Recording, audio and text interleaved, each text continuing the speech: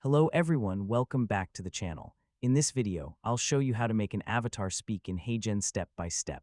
First, open your browser and go to the HeyGen website.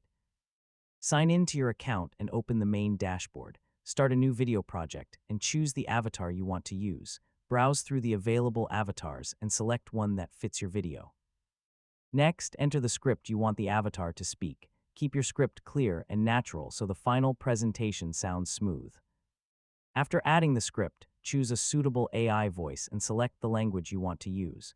You can preview different voices and choose the one that best matches your content. Now customize the avatar video by selecting a background, adding text, and adjusting the layout.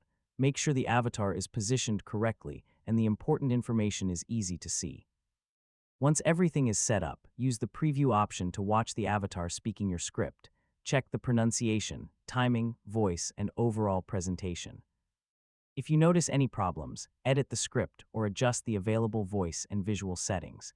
Preview the video again until you're satisfied with the result. Finally, generate the video and wait for HeyGen to process it.